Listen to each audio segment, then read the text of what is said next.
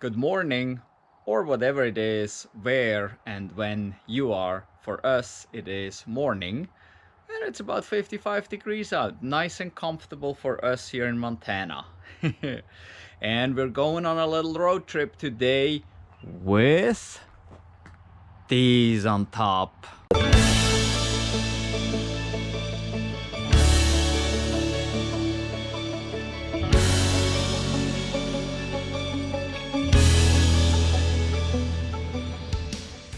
So we'll be carrying those two bikes on top of the car. We actually got 3 racks here, but there's only gonna be 2 of us. So we're taking these 2 with us, and we are going on a little trip not too far to Lookout Pass. It's about 90 miles from here, so not too bad. And I wanted to charge to 100%, set the timer so we get 100% this morning. But sure enough, I forgot, and so this morning it was at 75 or so, and I just cranked it up to 100, and we came up a little bit. Let's go look how much. So we came up to 92% here, so that's not bad. And as we only have 90 miles roughly to go to get there, that should be plenty. Now that said, is it plenty if you got a couple bikes sitting up there with those bike racks? Not sure. We never done bike racks before. We done other stuff, like we had the picnic tables up there, one in a big box, and then on the other way back we had one without the box. So we done that. We had some plywood up there, a full sheet of plywood the other day, but just for a short distance. So not sure how this is gonna work. We'll find out. Can't be too bad. Also, it's not like super exciting because we go into no man's land. It's basically right along the interstate, and about 40 miles from here we do have a supercharger, and closer to what? Closer to our destination, probably 70 miles from here, we also have a level 2 charger available, along with NEMA 1450s where we could plug in if really desperately needed, but I don't think we really do. But it will be interesting to see what the consumption does. So I can switch here to trips here real quick. Let's look at this. And so our average lifetime is 295 watt-hours per mile. Here we got a recent 270 watt-hours per mile. So we'll see. Now the 270 watt-hours is 340 miles. That is the few times we've been driving. That was not an actual trip. But now let's see if we can actually reset trip A. All right, so trip A right here, this will be for today, and we'll compare this to basically here to our average. If we go above that, that would obviously increase increase consumption, because right now in the summertime, as we just seen, 270 is about the average. Here we're 295 because the trend's going downward, but yeah, we'll see what we get today.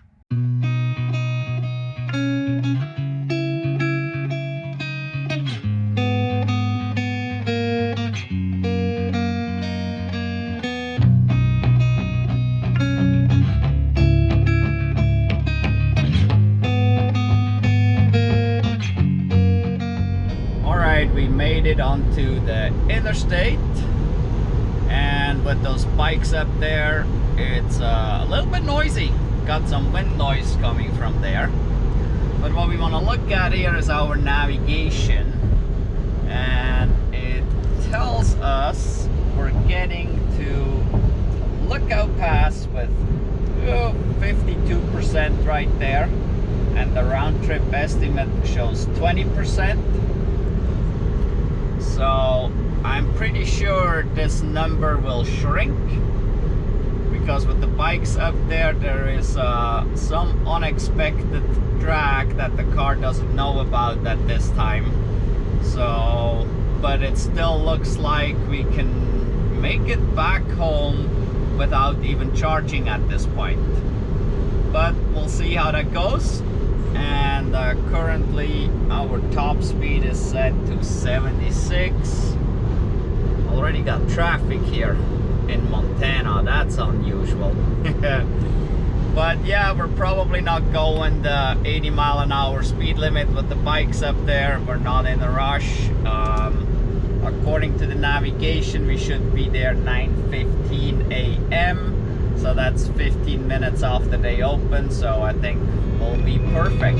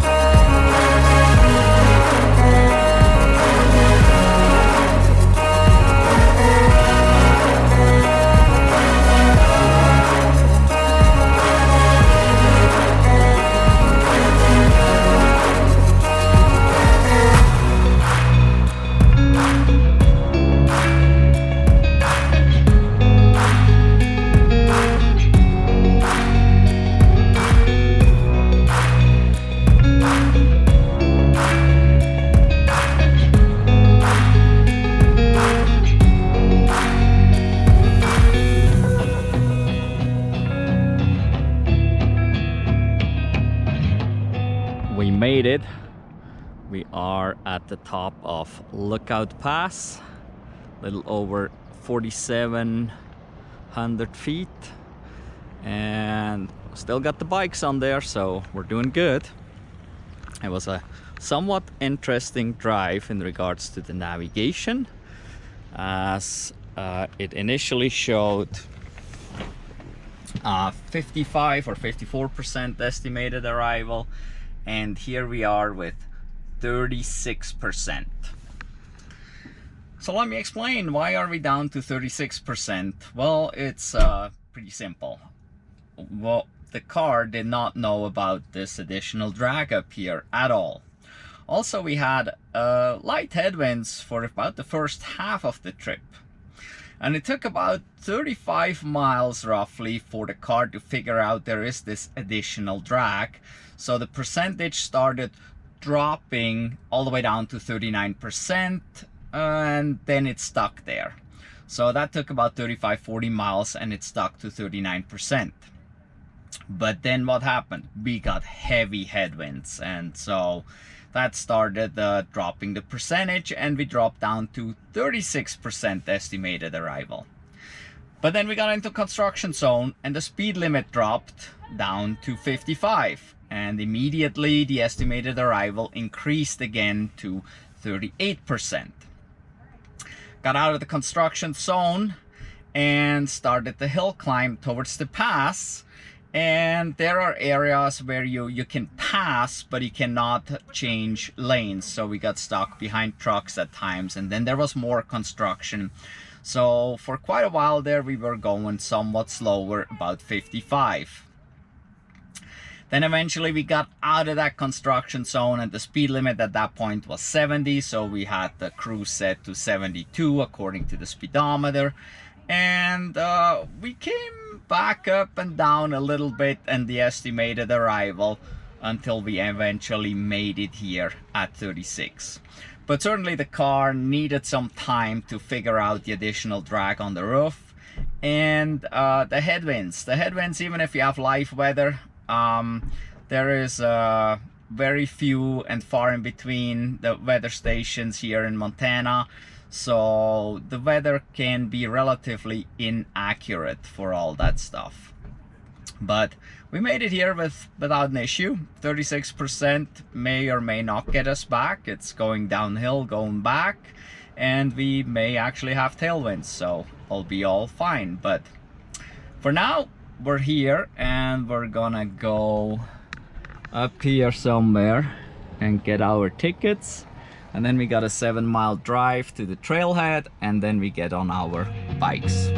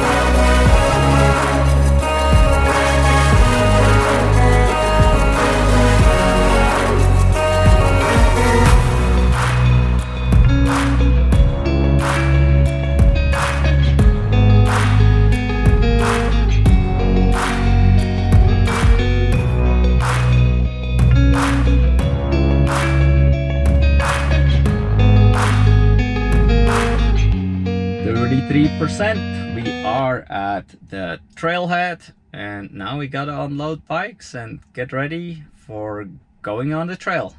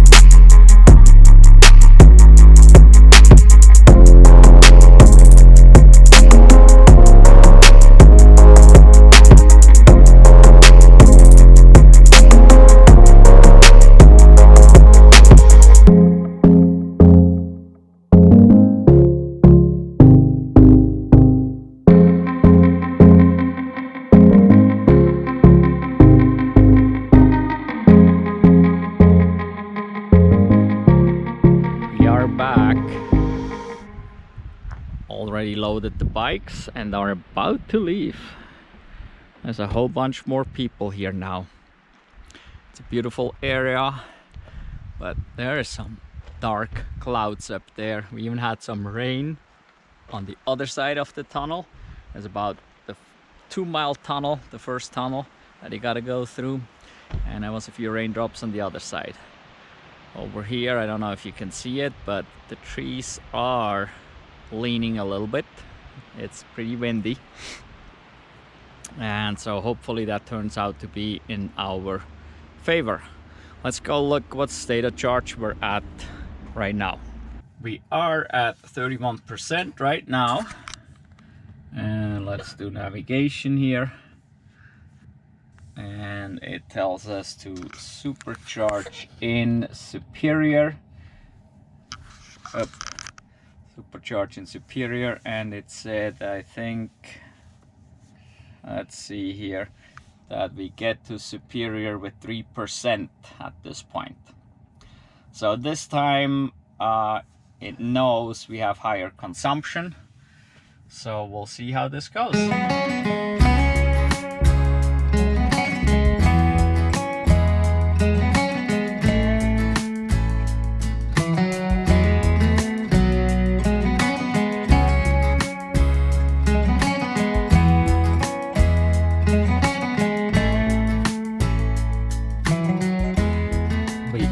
In Superior with 12%, and we just plugged in to charge here, so we did really good.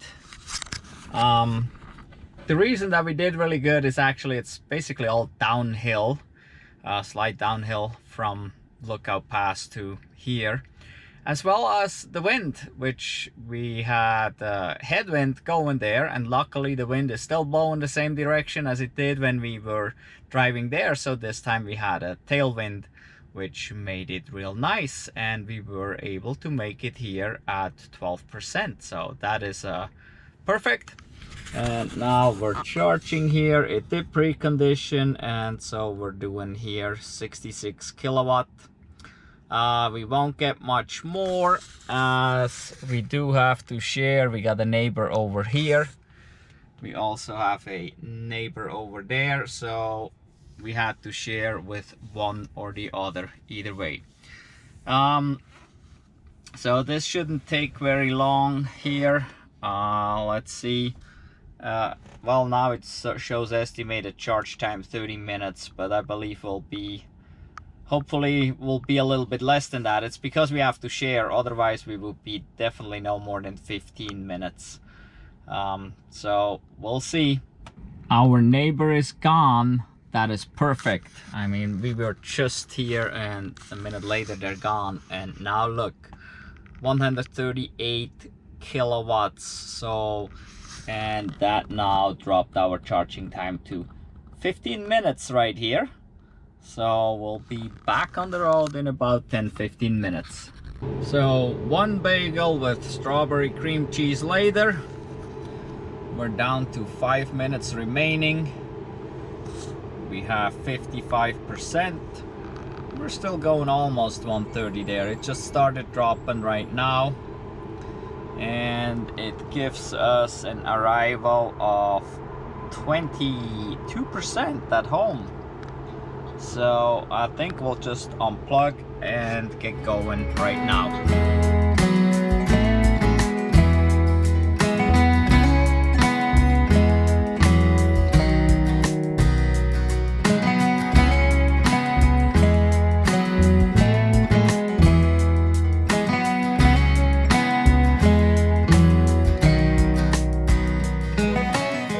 Made it home with 34%.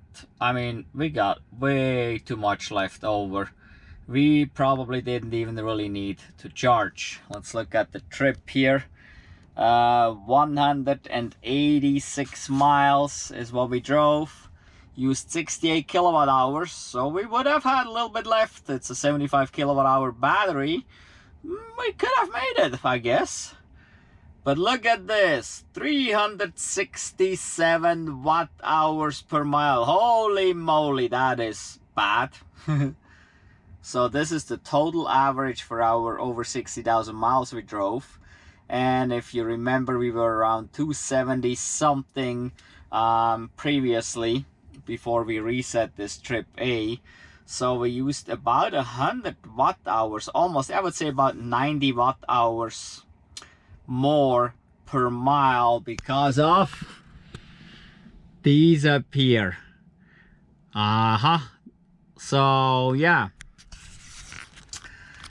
well, we had headwinds going there, we had tailwinds coming back, we had maybe a little bit more tailwind coming back all the way here even than we had headwind in the beginning. It's kind of hard to tell, but there was definitely wind both ways, and we drove the exact same route basically. So yeah, this is an accurate average. So I would say with 2 bikes on the roof, that consumes about an additional 90 watt hours per mile. So which is not too terrible, I guess. I mean, we're still under 400 anyway. Sometimes in the winter time when we got the heat going and everything, we get over 400. So with bikes on top, you will have to charge more often. So that's just how it is. I don't know how it would be if we would have a bike rack on the back on a hitch, but we don't have a hitch. So we did this up here. This was for us the cheapest way to get this done. We don't use bicycles very often, so these 3 racks, each rack was only $52. It was the cheapest racks we found on Amazon that could take a full bike with both wheels on it, because I didn't want any wheels in the car. So they were super cheap, but they function good. I mean, it was worth the $52 a piece. We only had 2 bikes today instead of the 3. We have 3 racks up there. Since my wife had to work, she didn't go. So it was just my daughter and I on this little trip here. But yeah, so now we know about 90 extra watt hours per mile with 2 bicycles on the roof. Well, I hope you enjoyed this video, and please give us a thumbs up for this video. If you haven't done so yet, subscribe to our channel, hit the notification bell so you get notified when new videos come out. And go check out our Redbubble store. There is a link down below in the description. We got lots of cool stuff, t-shirts and other things with designs for sustainable transportation and sustainable energy, so you can actually show off that you're driving electric and stuff. So yeah, please go check that out. And feel free to share this video with anybody. There's a button down below, right below the video here, where it says share. Hit it, put it on your social media, wherever you want to. Feel free. Share it with friends, family, and people you don't like. Whatever, anybody. So in any event, thank you for watching. Goodbye.